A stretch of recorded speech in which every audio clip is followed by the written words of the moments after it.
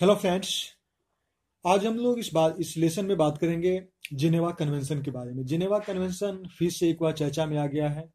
और Geneva convention है क्या, क्यों चर्चा में आया और इसके जो प्रमुख संधि है उन सारी चीज़ों के बारे में हम लोग बात करेंगे। इसको आप इस्तेमाल कर सकते हैं जब भी इंटरनेशनल रिलेशन अगर के बारे में उसके बारे में लिखते हैं, तो खासकर जब इंडिया पाकिस्तान के बारे में मेंशन करते हैं तो जिनेवा कन्वेंशन जो है काफ़ी महत्वपूर्ण आता है। अभी चर्चा में क्यों है, तो अभी जो है अभिनंदन जो कि मिग-21 विमान 27 फरवरी की सुबह पाकिस्तान के हमले को रोकने के दौरान हवा से जमीन पर आ गिरा था और पैराशूट से कूदने के दौरान वह जो है पाकिस्तानी क्षेत्र में जा पहुंचे थे। इसके बाद से वो पाकिस्तान के कैप्चर में थे और दोनों देश में इसको लेकर एक तनावपूर्ण माहौल बना रहा। और पाकिस्तान के प्रधानमंत्री इमरान खान ने इनको 28 फरवरी को पाकिस्तान की संसद में घोषणा किया कि अभिनंदन को सद्भावना के तौर पे 1 मार्च को रिहा किया जाए। अब यहाँ पे आता है जिनेवा कन्वेंशन का इसमें किस प्रकार का रोल रहा था। अभिनंदन की सुरक्षित रिहाई के लिए भारत एक डिप्लोमेटिक प्रेशर उस पर बनाते रहा और अंतर्राष्ट्रीय संधि और कानून का सहारा लिया गया भारत सरकार के द्वारा, जो कि युद्ध में मानवता ह्यूमैनिटी को बढ़ावा देने के लिए, मानवता की रक्षा करने के लिए इस प्रकार के संधि बनाया गया है। जिनेवा संधि का पालन करवाना उसी का एक हिस्सा था और ये समझौता है दो राष्ट्रों के बीच में होने वाले संघर्ष पे लागू होता है। इसमें कि युद्ध के दौरान जो सैनिक होते हैं उनकी सुरक्षा की बात इसमें किया गया है। तो जिनेवा कन्वेंशन में जो 4 संधि है उन 4 संधि के बारे में अगर हम लोग बात करें तो पहला संधि में जर्मनी युद्ध में शामिल सैनिकों की रक्षा की बात कहा गया है। दूसरा संधि में समुद्र में होने वाला युद्ध में शामिल सैनिकों की रक्षा की बात कहा गया है।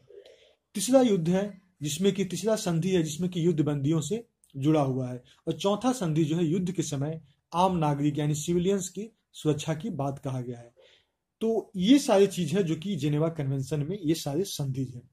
अब जिनेवा कन्वेंशन क्यों बनाया गया? जिनेवा कन्वेंशन इसलिए बनाया गया ताकि जो सुरक्षा बल को युद्ध का जो प्रभाव से उनको बचाया जा सके। युद्ध के दौरान बहुत सारे सैनिक घायल हो जाते हैं और आत्मसमर्पण करते हैं, तो इस संधि के तहत दुश्मन सैनिकों का दायित्व होता है, जिम्मेदारी होता है कि उस घायल जवान के अधिकारों का पूरा रक्षा करे और इसके तहत घायल को वहां पर चिकित्सा सुविधा उपलब्ध कराया जाए और मानवाधिकार का भी पूरा ख्याल रखा जाए। उसी के लिए बेसिकली जिनेवा कन्वेंशन बनाया गया था। अगर हम लोग अभिनंदन की बात करें तो अभिनंदन के मामले में जिनेवा कन्वेंशन का जो तीसरा संधि है ये हमारे लिए काफी महत्वपूर्ण साबित हुई।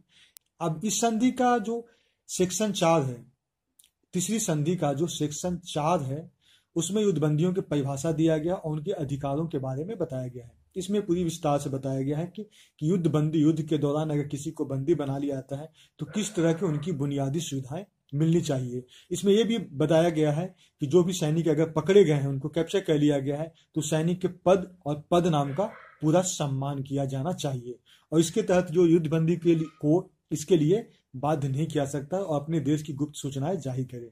मतलब उनको इस प्रकार की परेशानी नहीं किया सकता है कि आप अपने देश की गुप्त सूचना जाहिर करें। तो जिनेवा का संधि का जो तीसरा रूल था, तीसरा का जो खासकर धारा 4 था, इसको काफी अच्छा से इस्तेमाल किया गया। अभिनंदन के मामले में जिनेवा कन्वेंशन का तीसरा संधि इसलिए साबित हुआ कि इस संधि के अधिकांश प्रावधान जो है वो कस्टमरी इंटरनेशनल लॉ बना दिए गए हैं। अर्थात कोई भी देश इस संधि का हिस्सा है या नहीं है, पर इसके प्रावधान को मानना ही होगा। मतलब इसको कह सकते हैं कि जिनेवा संधि का प्रावधान जो है विश्व के सभी देशों के लिए एक बाध्यकारी है, एक मतलब उसको इसमें बंधा हुआ है।